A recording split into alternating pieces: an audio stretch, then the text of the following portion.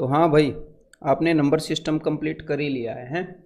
तो देखो, ये जो क्विक रिवीजन पॉइंट्स हैं, ये एक बार तो आपको एग्जैक्टली जब आप चैप्टर करते हो उसके बाद पूरे चैप्टर को समराइज करने में हेल्प करते हैं कि जी हाँ, मैंने इस चैप्टर के अंदर ये कवर किया है। लेकिन एक्चुअल इनकी हेल्प होती है दो पॉइंट्स में। एक तो होती है कि ये क्विक रिवीजन पॉइंट्स हैं। क्विक रिवीजन पॉइंट्स मीन्स जब आपने उस टॉपिक को किए कई दिन हो गए हैं, उस वक्त जब आप इनको करते हो क्विक रिवीजन पॉइंट्स को, तो ये बहुत ही जल्दी आपको याद दिला देते हैं कि उस चैप्टर के अंदर टोटल ये सारे कंसेप्ट्स थे। और दूसरा ये है, जब आपका एग्जाम होता है उससे कई दिन पहले जब आप रोज इनको लिखने लग जाते हो, हर एक चैप्टर के क्विक रिवीजन पॉइंट लिखने में लगभग 5 मिनट का समय लगेगा, अगर आपको अच्छे से याद है तो। और अगर याद नहीं है तो 4-5 दिन लिखने के बाद याद रह जाएंगे, आपने खाली पेपर के ऊपर लिखने हैं। तो तब आपका रिवीजन तो तेज होगा ही, ये आपका कॉन्फिडेंस भी बिल्ड करते हैं कि जी हाँ, मैंने सारा टॉपिक अच्छी तरह से कर लिया है। इनका पूरा फ़ायदा उठाने के लिए इनको एग्ज़ाम से पहले आप डेली लिखेंगे, ठीक है? साफ नोटबुक में जैसे लिखते हैं उस तरह से लिखने की ज़रूरत नहीं है। रफ की तरह लिखोगे और पेज को फेंक दोगे, ठीक है? और सिर्फ एक चैप्टर के नहीं, सारे चैप्टर को लिखोगे, ठीक है, जो भी अब तक आपने कर लिए हैं। तो चलो भाई, स्टार्ट करते हैं अपना नंबर सिस्टम। तो भाई, दुनिया में जितने भी नंबर हैं, सबसे पहले मैं आपको क्लासिफिकेशन के बारे में बताने वाला हूँ कि कैसे हम क्लासीफाई कर सकते हैं नंबर्स को। कि दुनिया में जितने भी नंबर हैं, मैंने उनको यहाँ पर रख दिया है इस अपने बॉक्स के अंदर। तो उनको दो हिस्सों में बांट सकते हैं, एक तो इमेजिनरी नंबर और एक है जी रियल नंबर। इमेजिनरी नंबर जो हैं वो ऐसे नंबर हैं जिनका स्क्वायर नेगेटिव आता है। अगर जिनको हम स्क्वायर करें तो उनका स्क्वायर नेगेटिव आएगा, यानी कि अंडर रूट -3, अगर आप इसका स्क्वायर करोगे तो नेगेटिव आएगा, यानी कि अंडर रूट -5। तो ये जो नंबर हैं इनके अंदर एक नंबर इन्वॉल्व होता है, that is under root -1, that is called as iota. अपने ये +1 +2 में पहली बार देखा होगा। तो ये वाले जो नंबर हैं ये अपने स्कोप से बाहर हैं भाई, अपने स्कोप से बाहर है ये, ठीक है, अपने सिलेबस में नहीं है। हमारे सिलेबस में सिर्फ रियल नंबर हैं, यानी कि वास्तविक नंबर, ठीक है। तो भाई, जो रियल नंबर है दुनिया में जितने भी, उनको भी हम दो हिस्सों में बांट सकते हैं। एक तो इरेशनल अपरिमेय और एक रैशनल यानी कि प्रीमेय। तो इन दोनों के बीच में फ़र्क क्या है, वो अगर बिल्कुल अच्छे से फ़र्क आपने देखना है। और यहाँ पर मैं आपको इमेजिनरी और रियल में जो फ़र्क बता रहा था वो भी आधा रह गया। मैंने बताया था कि जो इमेजिनरी हैं उनका स्क्वायर नेगेटिव है, तो जितने भी रियल नंबर हैं उनका जो स्क्वायर है भाई, जितने भी रियल नंबर हैं उनका स्क्वायर पॉजिटिव है, ठीक है। कोई भी, जैसे √5 है, एक रियल नंबर है, इसका अगर आप स्क्वायर करोगे तो 5 निकलेगा। 2 जो है वो एक रियल नंबर है, इसका स्क्वायर करोगे तो 4 आएगा, जो कि पॉजिटिव है, ठीक है। तो इनका स्क्वायर क्या है रियल नंबर का, इनका स्क्वायर पॉजिटिव। तो अब जो रियल नंबर है उसको हमने दो हिस्सों में बांट दिया। तो एक्चुअल में इरेशनल और रैशनल में जो फर्क दिखेगा आपको तब दिखेगा जब आप ये जान लोगे कि भाई इनको डेसिमल फॉर्म में कैसे लिखते हैं। तो देखो, एक तो डेसिमल नंबर इस तरह के होते हैं कि उनको हमने लिखना स्टार्ट किया तो 3.27, दैट्स इट, खत्म हो गया। या फिर 5.32, दैट्स इट, खत्म हो गया। या फिर 3.5। तो इनको हम बोलते हैं जी टर्मिनेटिंग डेसिमल नंबर। टर्मिनेट होना मतलब कि खत्म हो जाना, ये खत्म हो जाते हैं, शुरू होते हैं तो खत्म भी होते हैं। और दूसरे ऐसे नंबर हैं जो कि भाई खत्म ही नहीं होते, जैसे कि 5.3333 ऐसे चलते रहे। तो ये क्या है, ये नॉन टर्मिनेटिंग है, मतलब कि खत्म ही नहीं हो रहे, और रिपीटिंग भी है कि खुद को रिपीट भी कर रहे हैं, जैसे कि 7.373737 एंड सो ऑन। ये वाला देखो खुद को रिपीट किए जा रहा है, खत्म ही नहीं हो रहा। या फिर ऐसे भी बोल सकते हैं 5.3424242। तो ये भी ज़रूरी नहीं है कि डेसिमल के बाद वाला सारा जो पोर्शन है वो खुद को रिपीट करेगा। हो सकता है कुछ ही पोर्शन खुद को रिपीट करे, कुछ पोर्शन ऐसा भी हो जो रिपीट ना करे। तो ये जो नंबर है ना, जो भी मैंने यहाँ पर लिखे हैं, ये सारे रैशनल नंबर हैं।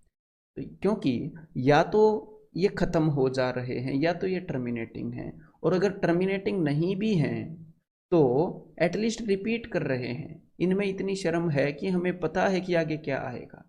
लेकिन ये जो इरेशनल नंबर हैं अप्रिमेय, ये इतने बेशर्म है, देखो ना तो ये ख़त्म होने का नाम लेते, चलो कोई बात नहीं ख़त्म नहीं होते, और ऊपर से हमें ये भी नहीं पता रहता कि आगे क्या आएगा।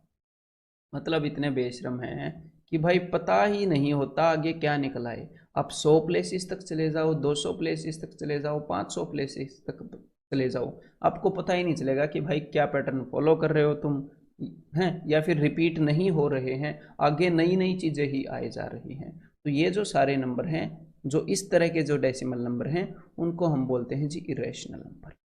ठीक है मेरे भाई। तो अब ऐसा होने के कारण होता क्या है, जब भी नंबर इस फॉर्म में होता है, या तो वो एग्जैक्टली खत्म हो जाता है या फिर वो रिपीट होता है, तो उसको हम पी बाई क्यू की फॉर्म में यानी कि फ्रैक्शन की फॉर्म में लिख पाते हैं। और जो इस तरह के नंबर है ना, जो ना तो खत्म होने का नाम लेते और ऊपर से ना ही खुद को रिपीट कर रहे होते हैं, तो उनको हम पी बाई क्यू की फॉर्म में नहीं लिख सकते। ठीक है, तो ये भी एक डेफिनेशन हो गई कि इरेशनल नंबर वो नंबर हैं जिनको हम पी बाई क्यू की फॉर्म में नहीं लिख सकते, और रैशनल नंबर वो नंबर हैं जिनको हम पी बाई क्यू की फॉर्म में लिख सकते हैं। तो इसके ऊपर बेस्ड भी क्वेश्चन पूछता है एग्जामिनर आपसे, ठीक है, कि भाई ये जो नंबर है इनको पी बाई क्यू की फॉर्म में लिखो, तो वो भी थोड़ी देर में बताऊंगा आपको। तो भाई इससे आगे ये है कि दुनिया में जितने भी रैशनल नंबर हैं उनको हम दो हिस्सों में बांट सकते हैं। मान लो यहाँ पर दुनिया के सारे रैशनल नंबर पड़े हैं, ये यहाँ पर इस डिब्बे के अंदर, ये डिब्बा भरा हुआ है, मैंने दुनिया के सारे रैशनल नंबर उठाकर इस डिब्बे के अंदर भर दिए। तो अब है क्या, उसमें से आधे तो ऐसे होंगे जो फ्रैक्शंस हैं, फ्रैक्शंस यानी कि भाई 3.2, 5.75, ये कंप्लीट नहीं है, फ्रैक्शन है। और दूसरे ऐसे होंगे जो कंप्लीट हैं, यानी कि 3, यानी कि 7, यानी कि 200। तो इनको हम बोलते हैं पूर्णांक, पूर्ण अंक, जो अंक की पूर्ण है, जो कंप्लीट है। और इंग्लिश में कंप्लीट नंबर्स नाम से कोई नंबर नहीं होते, ये तो मैं आपको सेंस बता रहा हूँ कि ये पूरे हैं। अदरवाइज इनको बोला क्या जाता है, इनको बोला जाता है मेरे भाई इंटीजर्स, इंग्लिश में इंटीजर्स, हिंदी में पूर्णांक।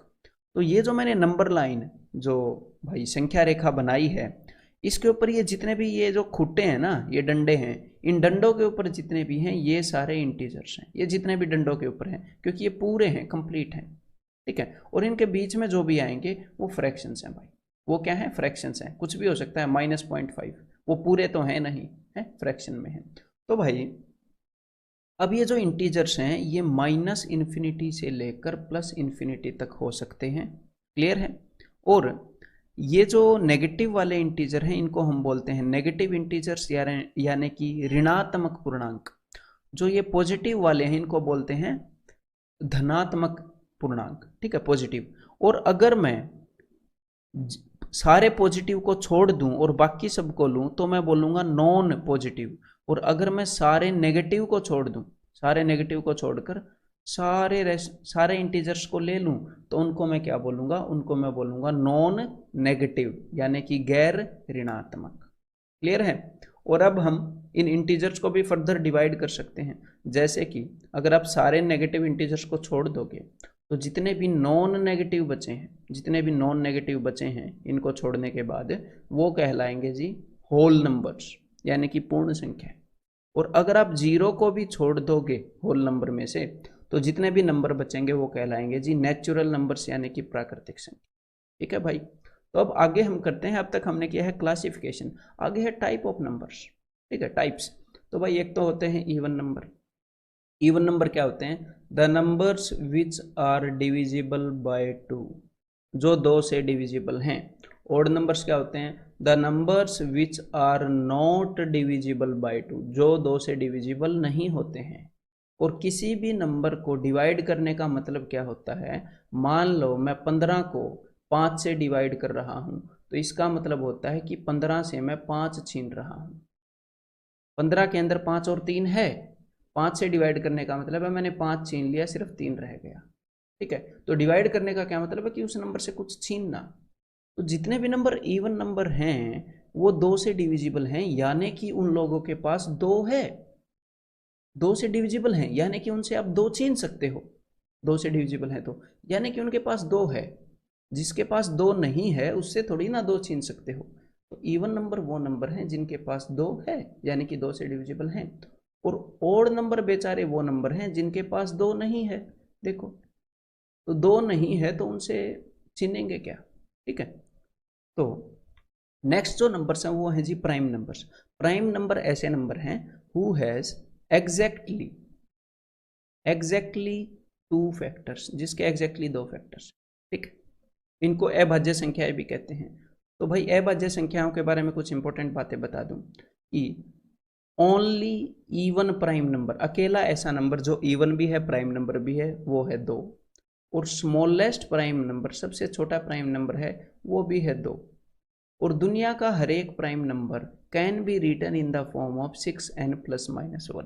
दुनिया का हर एक प्राइम नंबर 6n+-1 की फॉर्म में लिखा जा सकता है। And 1 is not a prime number, एक नॉट ए प्राइम नंबर, एक अभाज्य संख्या नहीं है।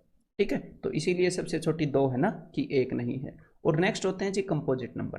कंपोजिट नंबर वो नंबर होते हैं जो कि 2 या 2 से ज़्यादा नंबरों से बने होते हैं। जैसे कि अगर आप 10 को तोड़ने लग जाओगे तो 10 वो होएगा भी 5 और 2, 5 और 2 से बना हुआ है, इसीलिए इसको कंपोजिट बोलते हैं। तो the numbers which has exactly more than 2 factors, exactly लगाने की जरूरत नहीं है यहाँ पर, मोर देन 2 फैक्टर्स, जिनके 2 से ज़्यादा गुणनखंड हैं। क्लियर है? तो भाई जो 1 है उसके कितने फैक्टर्स हैं? 1 का एक ही फैक्टर है, तो ना तो वो एग्जैक्टली 2 फैक्टर वाली कैटेगरी में आता है और ना ही वो मोर देन टू फैक्टर्स वाली कैटेगरी में आता है। तो 1 जो है वो ना तो प्राइम नंबर है और ना ही वो कंपोजिट नंबर है। देन नेक्स्ट जो नंबर्स हैं वो है भाई को प्राइम नंबर्स, यानी कि सहअभाज्य संख्याएं। मतलब कि ये क्या है? को प्राइम, मतलब कि दूसरे की रिलेशन में प्राइम है, दूसरे के हिसाब से प्राइम है। मतलब कि ये ऐसे नंबर हैं जिनको अगर दूसरे के हिसाब से देखोगे तो प्राइम है, यानी कि उसके हिसाब से इनमें कुछ कॉमन नहीं है। तो कभी भी एक नंबर प्राइम नहीं हो सकता। को प्राइम का मतलब ही ये है कि उसके हिसाब से प्राइम। जैसे कि 35 और 23, वैसे तो 35 प्राइम नंबर नहीं है, और ये जो को प्राइम है इसको रिलेटिवली प्राइम भी बोल सकते हैं, कि दूसरे के रिलेशन में प्राइम, म्यूचुअली प्राइम भी बोल सकते हैं। ठीक है, कि भाई उसके हिसाब से प्राइम। तो ऐसे 2 नंबर जिनके अंदर कुछ भी कॉमन नहीं है, बिल्कुल सिंपल डेफिनेशन है, उनको को प्राइम बोलते हैं। ठीक है भाई। देन और मैंने क्या बताया था कि एग्जामिनर ऐसे क्वेश्चंस पूछता है कि भाई ये जो रैशनल नंबर है अगर इसको p/q की फॉर्म में लिखा जा सकता है और इसको नहीं लिखा जा सकता, तो वो आपको रैशनल नंबर्स डेसिमल फॉर्म में दे देता है और आपसे बोलता है कि भाई p/q की फॉर्म में लिखो। तो चलो भाई वो वाले क्वेश्चन भी कर लेते हैं। तो देखो मैंने आपको क्या बताया था, जितनी भी तरह के डेसिमल नंबर हैं हर एक को मैं कन्वर्ट करके दिखा दूंगा। देखो सबसे पहले तो डेसिमल नंबर इस तरह के होते हैं जो कि टर्मिनेट करते हैं, जो कि खत्म हो जाते हैं। ठीक है, तो भाई इनको अगर आपने कन्वर्ट करना है p/q की फॉर्म में, तो ab डिवाइडेड बाई जो भी डेसिमल है उसकी जगह 1 और बाकी जितने भी डिजिट हैं उतने 0। जैसे कि 0.35 जिसको हम लिख सकते हैं 35/100। ऐसे क्वेश्चन एग्जामिनर नहीं पूछेगा, it is way too easy. ठीक है, देन नेक्स्ट जो हैं अब इस टाइप के पूछ लेता है वो आपसे, जो कि रिपीट हो रहे होते हैं, खत्म नहीं हो रहे होते। तो ये कौन से वाले हैं? मैंने बताया था इतनी शर्म तो है कि खत्म नहीं हो रहे तो कम से कम रिपीट तो हो रहे हैं। तो ये वाले भाई रैशनल हैं। ठीक है, तो आपने इनको ऐसे लिखना है, अपने दिमाग में ऐसे सोचना है कि पॉइंट के बाद कितने नंबर रिपीट हो रहे हैं। तो आप बोलोगे कि भाई 2। ठीक है, आप बोलोगे क्या? 2। तो जितने भी नंबर रिपीट हो रहे हैं नीचे उतने ही 9 लगा दो। क्लियर है? ऐसे इनको कन्वर्ट करेंगे। जैसे अगर 0.323232 रिपीट हुए तो 32/99।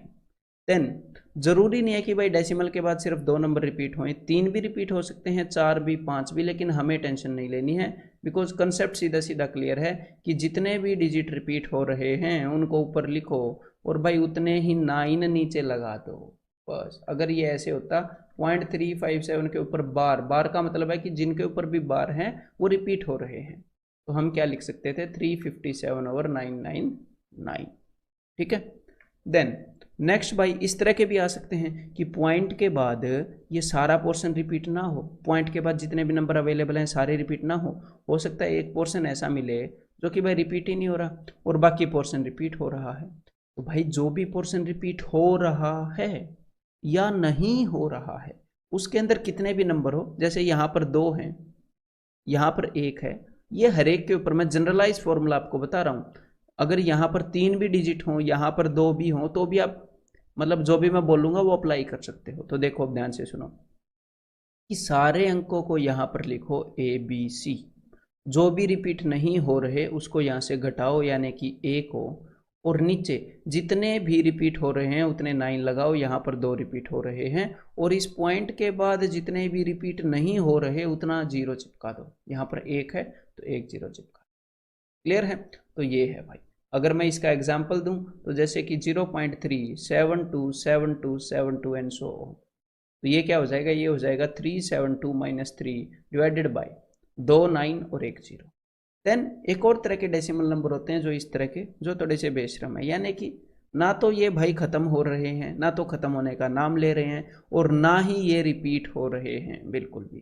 तो इस तरह के जो डेसिमल नंबर है उनको तो भाई हम पी बाई क्यू की फॉर्म में नहीं लिख पाएंगे, देखो पता ही नहीं आगे क्या आ जा रहा है, ठीक है। तो इस तरह के को बोलते हैं इर्रेशनल नंबर, ठीक है, इर्रेशनल।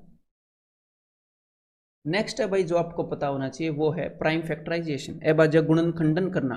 तो अभाज्य गुणनखंडन का मतलब समझ लो पहले बेसिक भाषा में, कि जिस भी चीज का आप गुणनखंडन फैक्टराइजेशन करते हो उसका मतलब है आप उस चीज को तोड़ तोड़ के इस तरह से कर देते हो कि आगे उसको और ज्यादा ना तोड़ा जाए और आपको पता लग जाए कि वो चीज किस चीज से बनी है। जैसे कि इस फोन को हमने तोड़ दिया है, इसको एक एक टुकड़े में हमने तोड़ दिया है, तो इसी तरह किसी नंबर को ऐसे तोड़ना उसको बोलते हैं फैक्टराइजेशन, और उस नंबर को प्राइम नंबर्स की फॉर्म में तोड़ना उसको बोलते हैं प्राइम फैक्टराइजेशन। तो भाई ये जो प्राइम फैक्टराइजेशन है इसके ऊपर बेस्ड ये इस तरह के क्वेश्चंस आप कर सकते हो। एक तो डिविजिबिलिटी वाले, कभी कभी एग्जामिनर पूछता है कि भाई क्या ये नंबर इस नंबर से डिविजिबल है, तो अगर हम उसकी प्राइम फैक्टराइजेशन कर लें और हमें उसके अंदर वो नंबर मिल जाए तो हम बोल देंगे हाँ भाई बिल्कुल डिविजिबल है, और अगर हम प्राइम फैक्टराइजेशन करें और हमें उसके अंदर वो नंबर नहीं मिले, ठीक है, ऐसे, तो बोल देंगे भाई नहीं है डिविजिबल ये, तो ठीक है। तो कभी कभी डिविजिबिलिटी के क्वेश्चन इसके ऊपर बेस्ड आते हैं।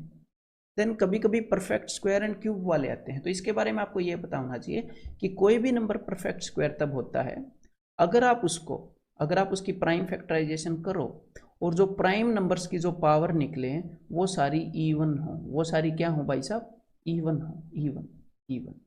और कोई भी नंबर परफेक्ट क्यूब तब होता है अगर आप उसकी प्राइम फैक्टराइजेशन करो और जो भी उसके अंदर प्राइम नंबर्स हों उनकी जो पावर्स हैं वो 3 के मल्टीपल में हो। तो स्क्वायर में जो मैंने आपको इवन बोला था एक हिसाब से मैं पता क्या बोल रहा था कि वो 2 का मल्टीपल हो, क्योंकि इवन का मतलब क्या है कि 2 से डिविजिबल हो। तो भाई जब भी कोई नंबर परफेक्ट स्क्वायर होगा और आप उसकी प्राइम फैक्टराइजेशन करोगे तो जो प्राइम नंबर्स की जो पावर्स होंगी वो 2 का मल्टीपल होंगी, 2 से डिविजिबल होंगी। और परफेक्ट क्यूब के अंदर जब आप प्राइम फैक्टराइजेशन करते हो तो प्राइम नंबर्स की जो पावर्स हैं वो 3 का मल्टीपल होंगी, अगर 3 का मल्टीपल नहीं हुई तो वो परफेक्ट क्यूब नहीं होगा, ठीक है। देन नेक्स्ट जो चीज है इसके ऊपर जो पूछी जा सकती है प्राइम फैक्टर्स के ऊपर, प्राइम फैक्टराइजेशन के ऊपर, that is number of factors and sum of factors. तो चलिए एक बार इनको भी समराइज कर लेते हैं। तो सबसे पहले मैं आपको नंबर ऑफ फैक्टर्स के बारे में बता देता हूँ। तो भाई एक नंबर है 180, इसको मैंने प्राइम फैक्टराइज कर लिया है यहाँ पर। तो देखते हैं क्या क्या क्वेश्चंस एग्जामिनर आपसे पूछता है इसके रिगार्डिंग। अब ध्यान से सुनो, बस एक बार इनके आंसर निकाल के बताऊंगा।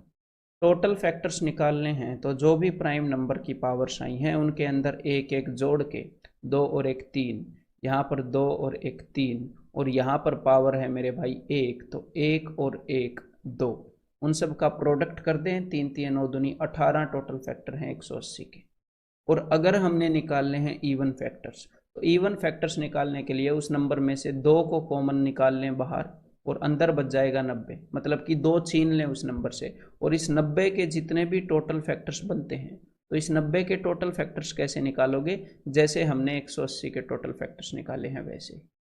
तो इस 90 के जितने भी टोटल फैक्टर्स बनते हैं उतने ही इवन फैक्टर्स होंगे किसके, 180 के। तो इवन फैक्टर निकालने का मतलब है कि 2 से डिविजिबल फैक्टर निकालना। तो 2 से डिविजिबल जब हमने निकालने थे तो हमने उस नंबर से 2 छीन लिया और जो भी बचा उसके टोटल फैक्टर बता दिए। सेम इसी तरह अगर हमें 4 से डिविजिबल फैक्टर बताने हैं किसी नंबर से, तो उस नंबर में से 4 को निकाल लो, उससे 4 छीन लो, तो अंदर बच गया 45, और जो भी अंदर चीज़ बच गई उसके टोटल फैक्टर बता दो, आपका आंसर आ जाएगा कि भाई 4 से डिविजिबल कितने फैक्टर हैं इस नंबर के। सिमिलरली अगर 6 से डिविजिबल बताने हैं तो उस नंबर में से 6 छीन लो और जो भी अंदर नंबर बच जाए उसके टोटल फैक्टर्स बता दो, तो आपको पता लग जाएगा कि उस नंबर के ऐसे कितने फैक्टर हैं जो 6 से डिविजिबल। और अगर आपको ओड फैक्टर्स निकालने हैं तो ओड का मतलब होता है कि ऐसे नंबर्स जिनके पास 2 ना हो, तो आप क्या करोगे, उस नंबर की प्राइम फैक्टराइजेशन करोगे और जितने भी 2 हैं उनको डस्टबिन में डाल दो, क्योंकि हमने ओड फैक्टर बनाने हैं, हमें 2 से कोई लेना देना नहीं है। 2 तो पास भी नहीं फटकना चाहिए हमारे फैक्टर्स के। तो क्या करोगे कि जितने भी 2 की पावर्स हैं सबको हटाओ, और जो भी बाकी नंबर्स बचे हैं उनसे जितने भी टोटल फैक्टर बन सकते हैं वो बताओ। मतलब कि सबकी पावर में एक एक जोड़ दो। 2 में एक जोड़ूंगा तो 3, और 1 में एक जोड़ूंगा तो 2, यानी कि 6 ओड फैक्टर्स हैं। और अगर आपने प्राइम फैक्टर्स बताने तो सिंपल सा रूल है, जितने भी सामने आपको प्राइम फैक्टर दिख रहे हैं रिगार्डलेस ऑफ व्हाट पावर दे है हो, जितने भी आपको सामने अभाज्य गुणनखंड दिख रहे हैं, बावजूद इसके कि उनकी क्या घात है क्या पावर है उसको भूल जाओ। बस ये देख लो 3 है तो 3 प्राइम फैक्टर है। अब कंपोजिट फैक्टर बताने हैं तो यहां पर ध्यान से देखो, जितने भी टोटल प्राइम फैक्टर होते हैं किसी नंबर के उनको हम 3 कैटेगरी में तोड़ सकते हैं। एक तो ये कि भाई कितने प्राइम हैं, और एक ये कि कितने कंपोजिट हैं, और एक ये कि कितने ना तो प्राइम है ना कंपोजिट हैं। इस कैटेगरी के अंदर सिर्फ एक ही नंबर आता है जो कि है 1। तो जैसे कि हमने 180 के टोटल फैक्टर किए थे 18, तो 18 में से एक फैक्टर चला गया यहाँ पर, और प्राइम फैक्टर कितने हैं जैसे कि मैंने आपको बताया 3, तो 3 चले गए यहाँ पर, तो 3 और एक 4। तो इन 4 को छोड़कर सारे फैक्टर कंपोजिट होंगे 180 के, यानी कि 18 में से 4 गए, 14 फैक्टर कंपोजिट होंगे। तो बस यही है नंबर ऑफ फैक्टर्स का खेल। तो अब सम ऑफ फैक्टर्स का खेल स्टार्ट कर दें फिर। तो चलो उसी नंबर के साथ एग्जाम्पल लूंगा, और जो भी चीज़ें नंबर ऑफ फैक्टर्स में मैंने बताई थी वही सम ऑफ फैक्टर्स में बताऊंगा। तो यहाँ पर sum of total factors, sum of even factors, sum of odd factors, ये ऐसे है।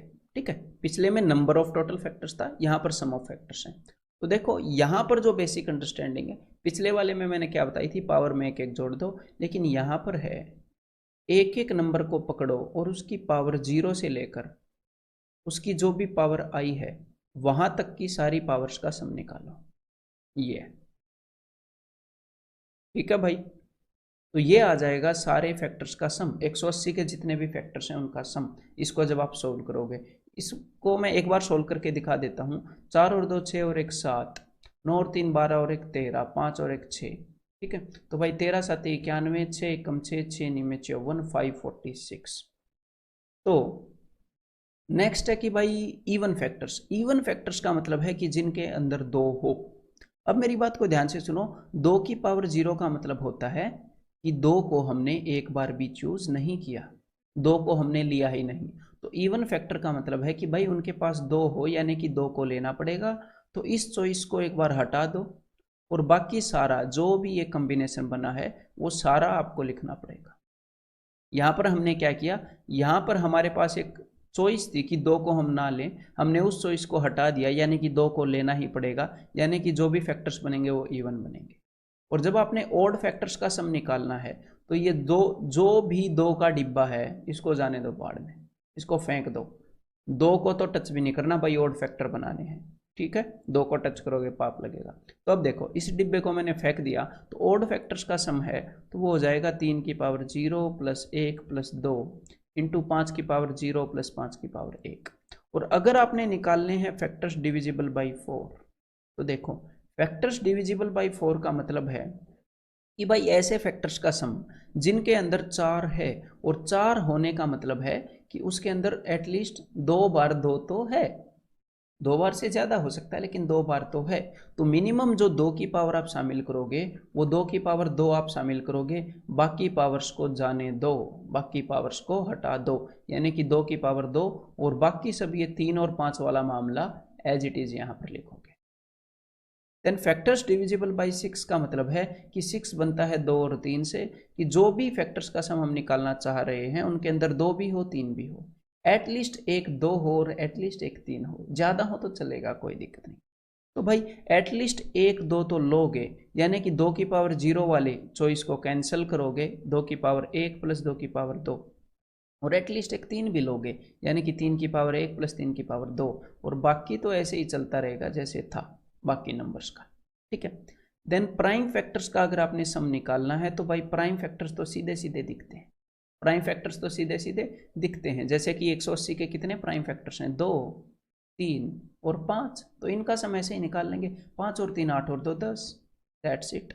अगर कंपोजिट फैक्टर्स का सम निकालना है तो देखो, जो भी इसके फैक्टर्स का, सारे फैक्टर्स का सम है, जो भी इसके सारे फैक्टर का जोड़ है, उसको मैं 3 हिस्सों में लिख सकता हूँ। एक तो भाई प्राइम फैक्टर्स का जोड़, एक कंपोजिट का जोड़, और एक ऐसे नंबर जो ना तो प्राइम है ना कंपोजिट, उनका जोड़। तो प्राइम का जोड़, प्राइम का सम तो हमने यहाँ पर लिख लिया है 10, और ऐसा नंबर दुनिया में एक ही है जो ना तो प्राइम है ना कंपोजिट है, ठीक है, ना तो संयुक्त है और ना ही अभाज्य है, वो है 1। तो जितना भी इनका टोटल सम आया था उसमें से 10 और 11 घटा दो तो सारे कंपोजिट का सम आ जाएगा, ठीक है। तो भाई नेक्स्ट जो है वो है factorial and number of zeros.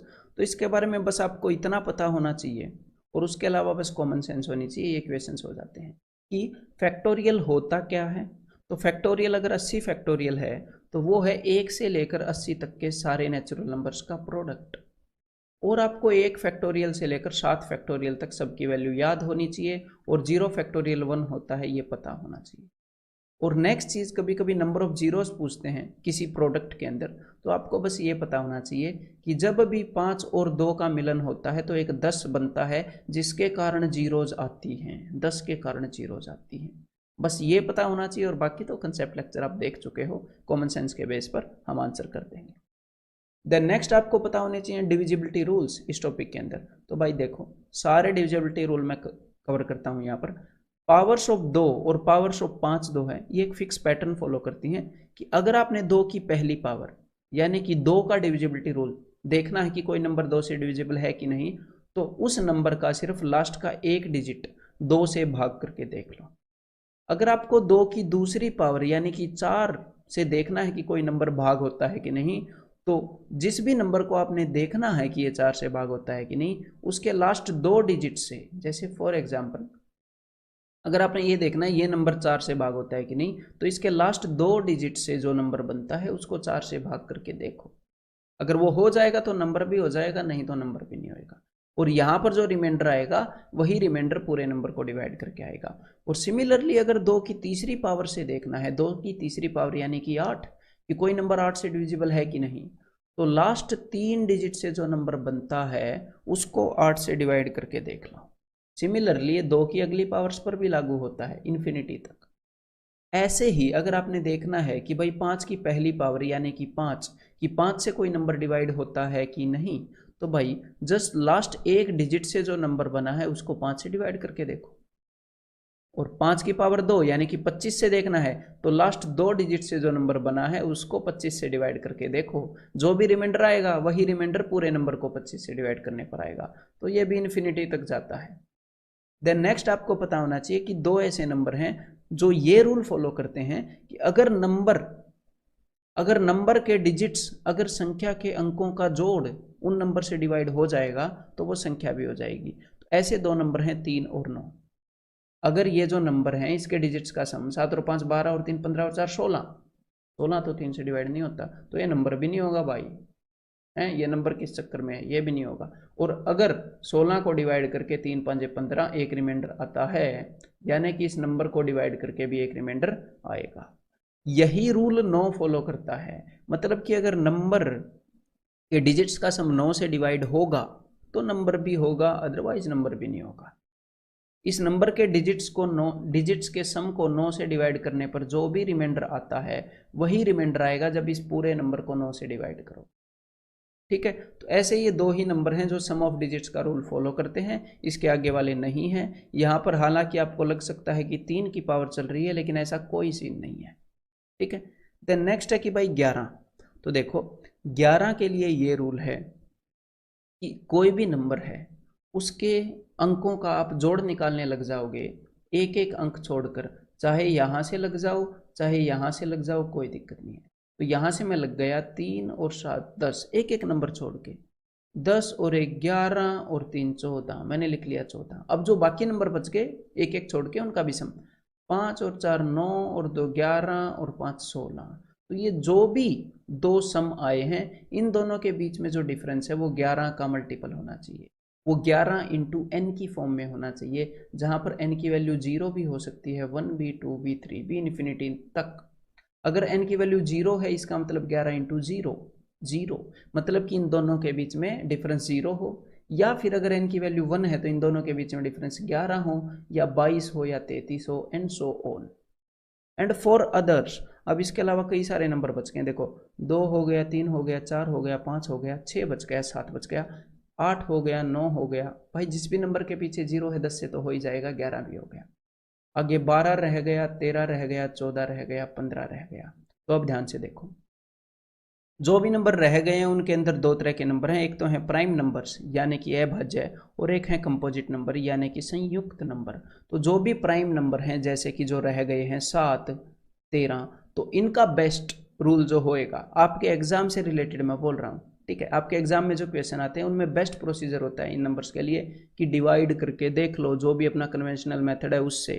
लेकिन ऐसे लिखकर डिवाइड नहीं करोगे, अभी आप बच्चे नहीं रहे हो, मेंटली डिवाइड करके देख लो, ठीक है, मेंटली डिवाइड करना आना चाहिए।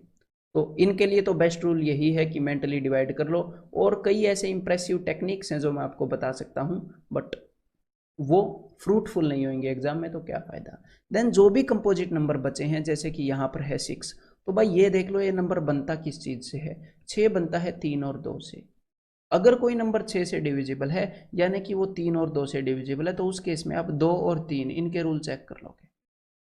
अगर आपको 12 का देखना है तो 12 को आपने ऐसे नहीं तोड़ना 6 और 2, ना ना ना ना ना ना, ऐसे दो हिस्सों में तोड़ना है जिनमें कुछ भी कॉमन ना हो। यहां पर तो कॉमन है, ठीक है भाई, यानी कि 4 तिये 12।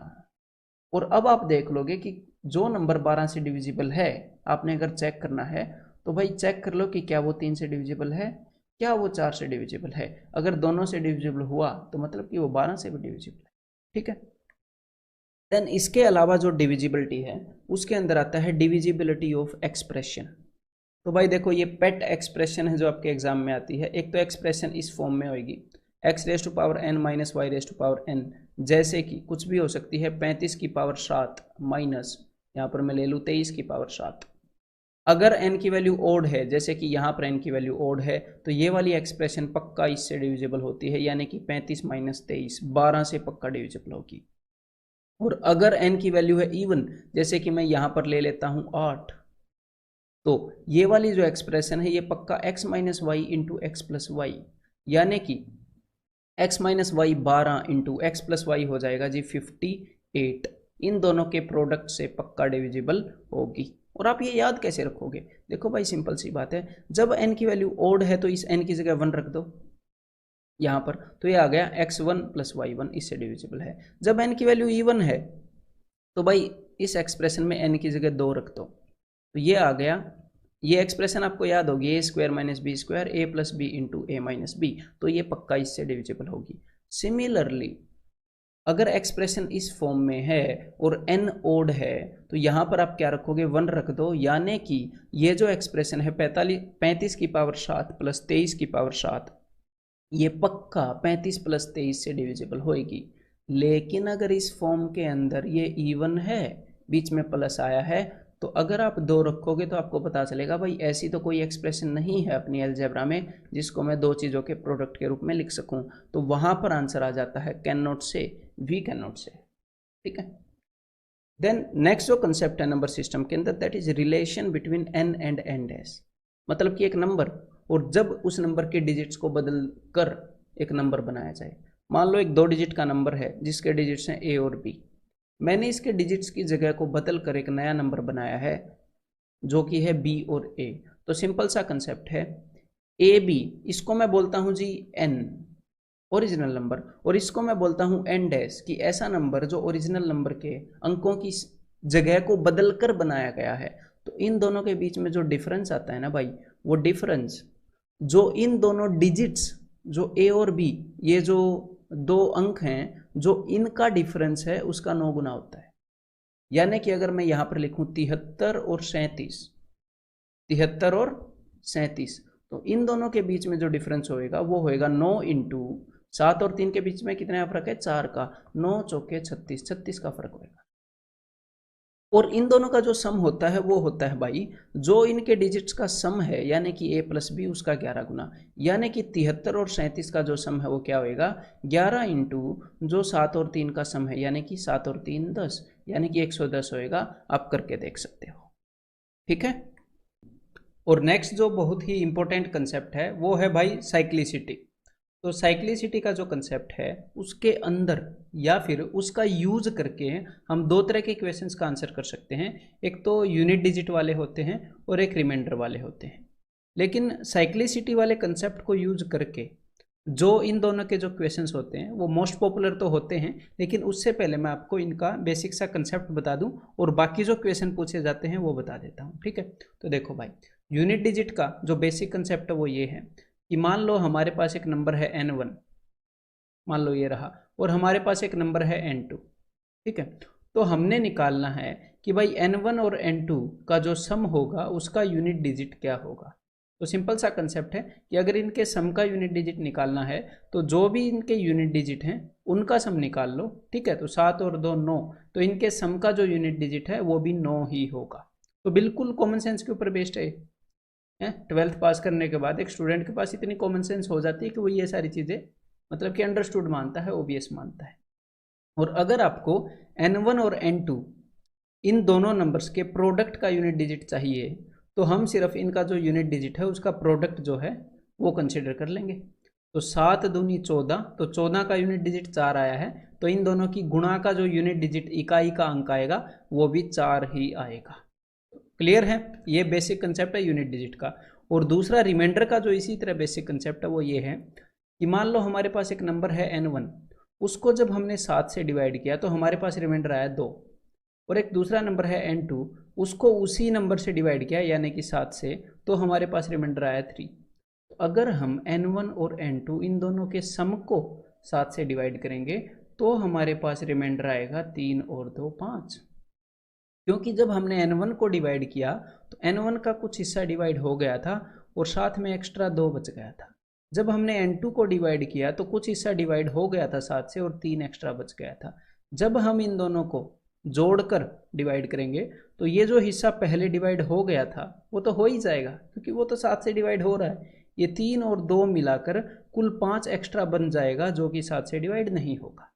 क्लियर है। और यहीं पर अगर इन दोनों का प्रोडक्ट प्ले में आ जाए कि भाई n1 और n2 के प्रोडक्ट को अगर हम 7 से डिवाइड करेंगे तो क्या रिमाइंडर होएगा, तो भी रिमाइंडर वही होएगा। ठीक है, 3 दूनी 6, इन दोनों के रिमाइंडर्स का प्रोडक्ट, तो उस केस में रिमाइंडर क्या हो जाएगा, 6 हो जाएगा। क्लियर है। और एक और बात, अगर यहाँ पर इस दूसरे केस के अंदर रिमाइंडर 6 आ रहा होता तो n1 और n2 इन दोनों के सम को 7 से डिवाइड करने पर क्या रिमाइंडर होगा, तो उस केस में आपको लगेगा कि भी 6 और 2 8 रिमाइंडर हो रहा है, लेकिन यहाँ पर कुल मिलाकर जो एक्स्ट्रा था वो 7 से भी बड़ा हो गया, तो एक बार और डिवाइड हो जाएगा जब हम इन दोनों नंबर्स को मिलाएंगे तब। तो 7 एकम 7, एक बार और डिवाइड होने के बाद एक रिमाइंडर बच जाएगा यहाँ पर एक एक्स्ट्रा। तो 6 और 2 8, जब ये जो भी रिमाइंडर का सम है ये हमारे उस नंबर से बड़ा आ जाए जिससे हमने डिवाइड किया है तो एक बार फिर से डिवाइड कर दो मेरे भाई। ठीक है, मतलब उस नंबर में से ये घटा दो तो भी बात बन जाएगी, या फिर मेन चीज़ तो क्या है, डिवाइड कर दो। क्यों, क्योंकि ये देखो, अगर ये भी पूछ लें कि भाई हाँ इन दोनों का प्रोडक्ट को, मान लो नंबर n1 को 7 से डिवाइड करने पर 2 रिमाइंडर आया, n2 को 7 से डिवाइड करने पर 6 रिमाइंडर आया, तो भाई इन दोनों के प्रोडक्ट को 7 से डिवाइड करने पर क्या रिमाइंडर आएगा, तो भाई 12 रिमाइंडर आएगा। तो एक बार फिर से 7 से डिवाइड कर दो, ये तो बड़ा हो गया, तो कुल मिलाकर 5 रिमाइंडर आएगा जो एग्जामिनर आपको ऑप्शन में देगा। तो ये तो अपना बेसिक क्लियर हो गया। इसके बाद देखो भाई, जहाँ पर साइक्लिसिटी प्ले में आती है, साइक्लिसिटी क्या होती है मैंने कंसेप्ट लेक्चर में आपको बताई है कि क्या होती है, कुछ चीज़ें रिपीट कर रही होती हैं अपने आप को। हो सकता है 4 के बाद करें, 5 के बाद करें, 6 के बाद करें, कितनी भी देर के बाद कर सकती हैं। ठीक है, तो हमें बस ये देखना आना चाहिए कि भाई 73rd टर्म कौन सा है, 174वां टर्म कौन सा है। ठीक है, ये आपको कंसेप्ट लेक्चर में सीखने को मिलेगा। अब देखो, तो यूनिट डिजिट के अंदर क्या है साइक्लिसिटी का रोल, कि हमारे पास टोटल 10 डिजिट हैं, टोटल 0 1 2 ऐसे कर कर 9 तक टोटल 10 डिजिट हैं, जिनमें से, क्योंकि एग्जामिनर आपसे इस टाइप के क्वेश्चन पूछता है कि भाई 7 की पावर 135 इसका यूनिट डिजिट बताओ, भाई हम कैसे बताएंगे 7 की पावर 135 का, या फिर 8 की पावर 1206 इसका यूनिट डिजिट बताओ। तो यहाँ पर हमें कोई पैटर्न पता होना चाहिए ना, कैलकुलेट करके तो बताएंगे नहीं, कैलकुलेटर तो है नहीं हम, है ना। तो इनका जो पैटर्न है वो क्या है कि भाई 4 डिजिट तो ऐसे हैं 0 1 5 और 6, इनकी कुछ भी पावर कर लो यूनिट डिजिट सेम ही रहेगा, यही रहेगा। और 2 डिजिट ऐसे हैं जिनकी साइक्लिसिटी है 2 की। इनकी ओड और इवन की साइक्लिसिटी हम देखते हैं कि इनकी पावर अगर ओड हुई, जैसे मान लो 4 की पावर ओड है तो हमेशा यूनिट डिजिट 4 ही रहेगा देखो, और जब इवन है तो 6 रहेगा, जब ओड है तो 4 रहेगा। ये देख लो, 4 की पावर 2 16, 4 की पावर 3 64। तो यहाँ पर हम क्या देखते हैं, यहाँ पर हम ये देखते हैं कि भाई अगर एग्जामिनर ऐसा क्वेश्चन पूछ रहा है कि 4 की पावर 3175, तो हम क्या करते हैं, हमें पता है 4 और 9 का जो केस है वहाँ पर ओड और इवन करके देखते हैं। तो हम 4 की पावर 1 करके देख लेते हैं, मतलब कि ओड। तो 4 की पावर जब भी ओड होएगी तो यूनिट डिजिट 4, और हम बोल देते हैं कि भाई 4 होगा। तो 4 और 9 में ये केस होगा। देन साइक्लिसिटी का यूज होता है यहाँ पर जब 2 3 7 और 8 ये नंबर्स यूज किए जाएं, इनकी जो साइक्लिसिटी है वो 4 की है, यानी कि जब ये नंबर एंड में हो और उनकी पावर आपसे पूछी जाए तो हर चौथी पावर के बाद इनका यूनिट डिजिट रिपीट होता है। इनका यूनिट डिजिट क्या होता है, हर चौथी पावर के बाद रिपीट होता है। यानी कि जो यूनिट डिजिट 1 2 3 4 पहली 4 पावरों में आ चुके हैं, first second third and fourth, वही आगे रिपीट होने वाले हैं। ठीक है, तो यहाँ पर हम करते क्या हैं, बेसिक स्ट्रक्चर देखो। यहाँ पर हम पावर को 4 से डिवाइड करते हैं, तो 4 से मैं इसको डिवाइड करूंगा तो रिमाइंडर देखते हैं, सिर्फ एंड के 2 डिजिट को डिवाइड करूंगा, 4 8 32, 3 रिमाइंडर। और जो भी रिमाइंडर आया है 7 की, ये जो 7 है ना, 7 की पावर का पूछा ना, 7 की उसी पावर का यूनिट डिजिट बता देते हैं। 7 की पावर 3, उसका यूनिट डिजिट है 3, तो इसका यूनिट डिजिट होगा 3। यहाँ पर 8 की साइक्लिसिटी भी 4 की है, तो मैं इसको 4 से डिवाइड करूंगा, रिमाइंडर आएगा 2, तो 8 की दूसरी पावर, ये तो मन मन में कर सकते हैं ना, 4 यूनिट डिजिट। तो अब देखो इन क्वेश्चंस को कैसे मन मन में कर सकते हैं। एग्जामिनर ने आपको बोला 1207 की पावर 356, तो आप मन मन में इसको 4 से डिवाइड करोगे, क्यों नहीं करोगे, फिर भी नहीं करोगे, फिर तो यार क्या फायदा, 4 से डिवाइड नहीं कर सकते मन में 2 डिजिट को। तो रिमाइंडर आया 0, तो जब भी रिमाइंडर 0 आता है तो हम इसकी पावर क्या कर देते हैं, 4। मैंने बताया था जब भी रिमाइंडर 0 आता है तो लास्ट वाला 4 की साइक्लिसिटी है लास्ट वाला। तो 7 की पावर 4, 7 की पावर 2 में यूनिट डिजिट होता है जी 9, सिर्फ 9 को याद रखो। 7 की पावर 4 देखना है तो इसका फिर से स्क्वायर कर दो 81, तो यहाँ पर यूनिट डिजिट होता है 1, तो 1। तो ये सारा काम तो हम मेंटली कर सकते हैं। अब आते हैं भाई साहब रिमाइंडर पर, कि रिमाइंडर में कैसे ये काम किया जा सकता है। तो रिमाइंडर में भी सारा काम मेंटली हो सकता है, बस थोड़ा सा लिखना पड़ता है। कैसे लिखना पड़ता है, ध्यान से सुनो, ध्यान से सुनो। यहाँ पर बिल्कुल शॉर्टेस्ट फॉर्म बताने वाला हूँ जो एग्जैक्टली मैं यूज़ करता हूँ कि भाई ऐसे, ना तो उसमें गलती होगी ना उसमें टाइम लगेगा। देखो सबसे पहले मान लो रिमाइंडर में क्वेश्चन इस टाइप का होगा कि 39 डिवाइडेड बाई 7। तो सबसे पहले इसमें हम निकालते हैं जी साइक्लिसिटी। तो साइक्लिसिटी निकालने के 2 तरीके हैं। एक तो आप टोशेंट यूज कर लो, टोशेंट आपको साइक्लिसिटी नहीं बताता, लेकिन टोशेंट आपकी ये जो पावर है इसको छोटा जरूर कर देता है। ठीक है, कभी कभी टोशेंट आपकी इस पावर को इतना छोटा कर देता है कि डायरेक्टली हमें आंसर मिल जाता है।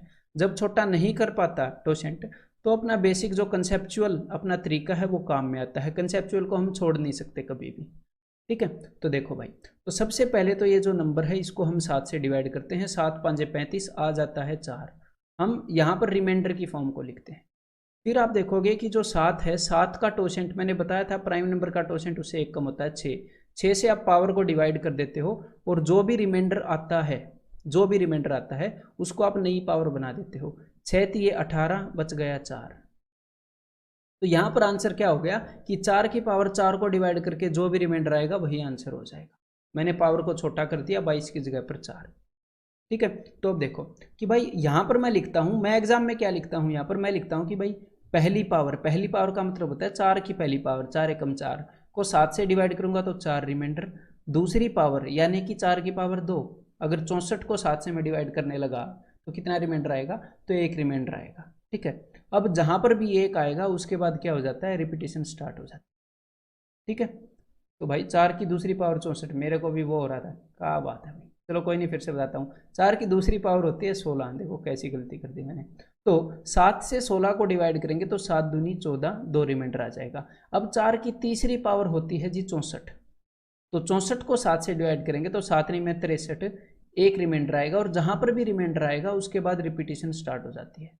4 2 1, 4 2 1। तो हम करते क्या है, अब ध्यान से सुनो, हम इसकी पावर को, यहाँ पर ये जो 4 है ना, इसको अगर आप 22 भी रहने देते तो कोई दिक्कत नहीं था। टोसेंट जो है वो सिर्फ पावर को छोटा करने में काम में आता है। अगर वो पावर को कभी कभी इतनी छोटी कर देता है, मान लो टोसेंट से डिवाइड, मान लो यहाँ पर 22 की जगह पर 20 होता, 22 की जगह पर 20 होता, तो आप 7 का टोसेंट लेते 6, तो क्या करते, 6 थी 18, यहाँ पर सिर्फ 2 बच जाता, तो 4 की पावर 2 होती है 16, तो 16 को 7 से डिवाइड करके आप बता देते क्या रिमाइंडर है, 2, आंसर आ जाता। तो कभी कभी तो टोसेंट पावर को काफ़ी छोटा कर देता है, कभी कभी बेचारा नहीं कर पाता है, कोई दिक्कत नहीं है, उस केस में कंसेप्चुअल तरीका हमारे पास है ही, कंसेप्चुअल तरीका इज द किंग। ठीक है, तो देखो 4 की पावर 4 है, फिर हम क्या करते हैं, हमारे पास जितने की भी साइक्लिसिटी आती है, 3 की साइक्लिसिटी आई है ना, हम उससे पावर को डिवाइड करते हैं, उससे पावर को डिवाइड करते हैं। देखो 22 रख लो तो भी वही बात है, 4 रख लो तो भी, और फिर जो रिमाइंडर आएगा हमारे पास, रिमाइंडर क्या मतलब, सबसे पहले हमने क्या किया, साइक्लिसिटी निकाली, साइक्लिसिटी से पावर को डिवाइड किया, जो भी रिमाइंडर आया उसी पावर वाला आंसर, 4 आंसर, 2 रिमाइंडर आया तो 2 वाला। तो यहाँ पर मैं एक और बार इसको बताना चाहूँगा, सबसे पहले हमने साइक्लिसिटी निकाली, साइक्लिसिटी ऐसे निकालनी पड़ेगी कि भाई कौन सी पावर पर 1 आ रहा है या कौन सी पावर के बाद रिपीट हो रहे हैं, फिर साइक्लिसिटी से इसको डिवाइड किया, जो भी आया रिमाइंडर, रिमाइंडर आया पहला तो ये आंसर, दूसरा तो ये आंसर, रिमाइंडर आया 0 तो ये आंसर, बस ये काम आपने करना है। तो एक बार 3-4 क्वेश्चंस के साथ PDF उठा के काम करके देख लो, काम हो जाएगा आपका रिमाइंडर का, ठीक है, रिवाइज हो जाएगा। तो दैट्स इट, यही थे आपके क्विक रिविजन पॉइंट्स।